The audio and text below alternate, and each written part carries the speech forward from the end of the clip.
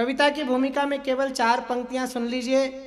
राष्ट्रपिता महात्मा गांधी और लाल बहादुर शास्त्री और ऐसे तमाम अनगिनत महापुरुष। हिंदुस्तान वो धरती है जिसके कण कण पर बलिदान की गाथाएं लिखी। हमारे तो एक बड़े कवि ने लिखा कि धूल के कण रक्त से धोए गए हैं, विश्व के संताप सब ढोए गए हैं, पांव के बल मत चलो अपमान होगा, सर शहीदों के यहां बोए गए। यहां तो हर दिन 2 महापुरुष के जन्म होते हैं, जन्म उनकी पुण्यतिथि मनती है। उन्होंने देश क्यों आजाद कराया, हमारी जिम्मेदारी क्या है 72 वर्षों में। राजनेता क्या कर रहे हैं आप जाने, लेकिन हिंदी कविता क्या करना चाहती है। मैं संस्कार की 4 पंक्तियां पढ़ रहा हूं कि हिंदू हो तो हिंदू रहो, जय जय श्री राम कहो, मन की भावनाओं का सम्मान होना चाहिए। हो मुसलमान 2 अजान गूंजे आसमान, वतन परस्ती का मिजान होना चाहिए। सिख पंथी हो तो गुरु ग्रंथ को करो प्रणाम, गोविंद सिंह सी राष्ट्र भक्ति शान होनी चाहिए। पर वतन की आन बान शान पे कोई आंच हो तो दिल में सबसे पहले हिंदुस्तान होना चाहिए। पंडित के घर जन्मे हो तो करो विधान, वेद और पुराण नई पीढ़ी को पढ़ाइए। वेश्य क्षत्रिय बन लिए अवतार हो तो सिक्के खनकाइए, तलवारें चमकाइए। पिछड़ों में जन्मे तो खुली लॉटरी तुम्हारी, हर कुर्सी पे हक अपना जताइए। पर देश देवता की जाति तय करने लगो तो दिल में सबसे पहले हिंदुस्तान होना चाहिए। आजकल तो कवि कांग्रेसी भाजपाई हो गए। आयोजक कान में कह देता है कि आयोजक कांग्रेसी है, थोड़ा ध्यान रखना। मैं 4 पंक्तियां सुना रहा हूं, दादा भाई से आशीर्वाद चाहता हूं कि गांधी के विचार वाली कांग्रेस चाहते हो, गांधी के विचार वाली कांग्रेस चाहते हो तो शास्त्री पटेल इंदिरा को अपनाइए। मुखर्जी का शौर्य स्वाभिमान जनसंघ में हो, माधव दीनदयाल के आदर्श अपनाइए। और जेपी का जो सपना तुम दिल में लिए पले तो सपा हो या चाहे बसपा को अपनाइए। पर देश को सुभाष वाली पार्टी बनाना हो तो दिल में सबसे पहले हिंदुस्तान होना चाहिए। देश को सुभाष वाली पार्टी बनाना हो तो, देश को सुभाष वाली पार्टी बनाना हो तो दिल में सबसे पहले हिंदुस्तान होना चाहिए। देश जाति, देश धर्म, देश ही ईमान और देश ही हमारा भगवान होना चाहिए। जाति पंथ भाषा में ना उलझे ये गणतंत्र, ऐसे प्रश्नों का समाधान होना चाहिए। मिटे हैं शहीद कई तब बचा देश कहीं, इस बात का भी सबको ध्यान होना चाहिए। और मिटाने को ऊंच नीच वाले ये विवाद यारो, दिल में सबसे पहले हिंदुस्तान होना चाहिए।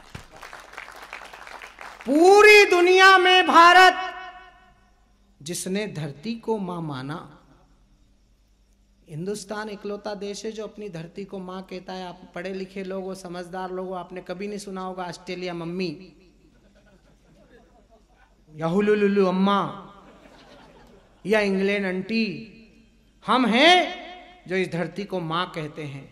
अगर मां कहते हैं तो फिर मां के बेटों, मैं 4 पंक्तियां आपकी हृदय स्थली पर रख रहा हूं पूजा के लिए कि पूरी दुनिया में भारत जिसने धरती को मां माना, जन्मभूमि की गौरव गरिमा को है मन से पहचाना। चंदन है हर रचकन जिसका, देवभूमि की है थाती, स्वाभिमान को अर्पित है वो बलिदानी हल्दी घाटी।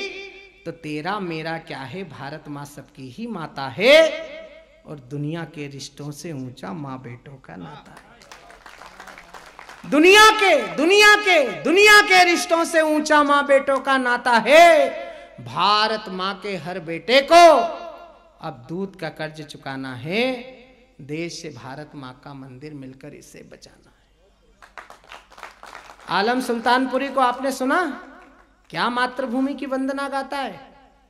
हिंदुस्तान के इतने चैनल हैं, उनको फुर्सत नहीं कि आलम सुल्तानपुरी की कविता दिखा दें। वो तो हैदराबाद वाले की बात बताते हैं, भारत माता की जय नहीं बोलूंगा, भारत माता की जय नहीं बोलूंगा। जो नहीं बोल रहा है उसको हीरो बना रहे हैं, जो बोल रहा है उसको टीवी पे नहीं दिखा रहे। हिंदुस्तान की जनता के संग इससे बड़ा दोगलापन नहीं हो सकता।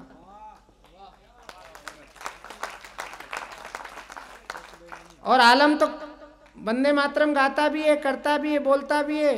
हिंदुस्तान में 25 करोड़ मुसलमान रहते हैं और 25 करोड़ से ज्यादा रहते हैं। अजहर मसूद बोला वहां से कि हिंदुस्तान से युद्ध हुआ तो 25 करोड़ 30 करोड़ तो हमारी तरफ से लड़ेंगे। आपको पता होगा जम्मू कश्मीर में शहीद हुए औरंगजेब के पिता ने अपने दोनों बेटे भारत की सेना को समर्पित करके पूरी दुनिया को यह बताया कि रहीम रस खान वाली भूमि का मुसलमान वक्त आ गया है अपने फर्ज को निभाएगा। अबुल कलाम ने बनाया परमाणु बम, अब्दुल हमीद कुर्बानी दोहराएगा। काश्मीरी घाटियों में घुस आए दुश्मन तो फातिमा के दूध की वो लाज भी बचाएगा और वतन परस्ती वाली सीख ले कुरान से वो जिन्ना के विचारों को भी जिंदा दफनाएगा। तब मैं कविता का एक बंद पढ़ना चाहता हूं आलम सुल्तानपुरी और शशिकांत यादव के बीच में खड़े होकर कि अगर मदीने नहीं गए, अगर मदीने नहीं गए, सुषमा दीदी आपके चरणों में समर्पित करता हूं कि अगर मदीने नहीं गए तो खुदा ना हमसे रूठेगा, अमरनाथ भी ना पहुंचे तो शिव शंकर ना छूटेगा, पर वतन परस्ती नहीं तो मेरी पूजा का कोई मोल नहीं और वंदे मातरम के बिन सजदे इबादत का कोई मोल नहीं। और लाल बहादुर शास्त्री जी और बापू को याद करना। मैं दो पंक्तियां बहुत धीरे से कह रहा हूं। दादा भाई सचमुच इतना अच्छा कवि सम्मेलन रोज नहीं होता है। हम तो रोज कहीं ना कहीं गाते बजाते हैं और इतने प्रैक्टिकल कवि हैं। 10-20 हजार के लिए हम पशु मेलों में जाके कविता सुनाते हैं। ये जो खराब आदत हमको पड़ी है ना, ताली बजाओ, ये वहीं से पड़ी है। इसमें कवियों की भी गलती नहीं। पुष्कर जी में गधों का मेला लगता है, वहाँ गधा खरीदने बेचने वाले कविता सुनने बैठते हैं। आप सरी के संभ्रांत लोग नहीं बैठते। कई लोग तो हमारी तरफ पीठ दे के बैठते हैं। हम उनसे कहते भाई साहब ध्यान दीजिए, बोले आप अपना काम कीजिए। अब कभी कभार आप सरी के लोग फंसते हैं, आदत तो वही पड़ी हुई है। लेकिन मैं दो पंक्तियां बहुत धीरे से कहूँगा। मेरा आत्मविश्वास है, मेरी भी 30-32 साल की काव्य यात्रा है। मेरे आत्मविश्वास को सच कर दीजिएगा कि अगर मदीने नहीं गए तो खुदा ना हमसे रूठेगा, अमरनाथ भी ना पहुंचे तो शिव शंकर ना छूटेगा, पर वतन परस्ती नहीं तो मेरी पूजा का कोई मोल नहीं, वंदे मातरम के बिन सजदे इबादत का कोई मोल नहीं, देश धर्म से बढ़कर कोई दीन ईमान नहीं होता, माँ से बढ़कर कोई खुदा कोई भगवान नहीं, माँ से बढ़कर कोई खुदा कोई भगवान नहीं होता। भारत के जन जन के मन में मूरत एक बसाना है, देश भारत माँ का मंदिर मिलकर इसे बचाना है। इतनी गलती की कि हम अपना इतिहास ही भूल गए।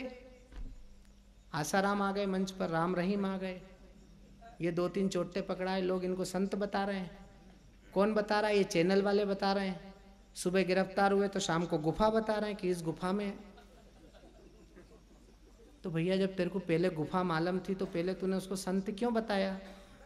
पहले ही दिन गुफा बता देता कि लोग सतर्क हो जाते। लेकिन पहले तो संत बता रहे थे, जब पकड़ा गया तो गुफा बताने लगे।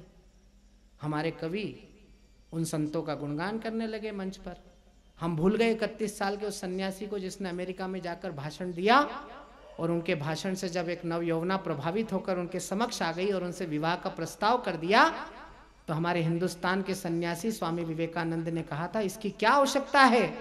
तो उस लड़की ने कहा मैं आप सरी की सुंदर संतान को अपनी कोख से जन्म देना चाहती हूँ। तो स्वामी विवेकानंद ने कहा था उसके लिए शादी की आवश्यकता नहीं, मैं तुम्हें आज से अपनी माँ के रूप में स्वीकार करता हूँ। ये हिंदुस्तान गांधी का हिंदुस्तान है, ये लाल बहादुर शास्त्री के संकल्पों का हिंदुस्तान है।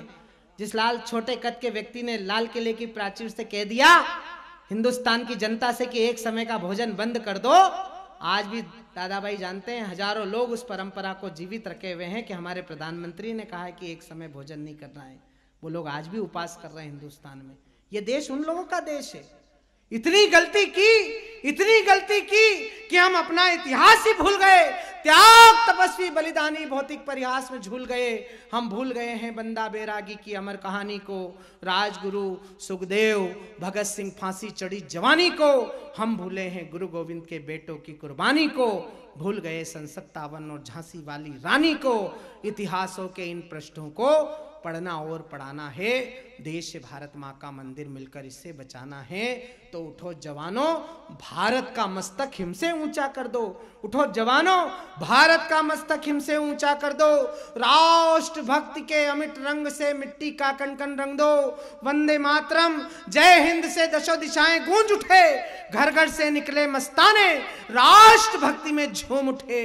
एक धर्म हो केवल भारत, एक जात हो केवल भारत, एक पंथ हो केवल भारत। लिख दो फिर से नई इबारत, 1.25 अरब सब मिलकर सोचें, नहीं किसी को कोई भय हो। एक साथ सब मिलकर बोले भारत माता की जय हो। बार बार सब मिलकर बोले भारत माता की जय हो। साथ साथ सब मिलकर बोले भारत माता की जय हो।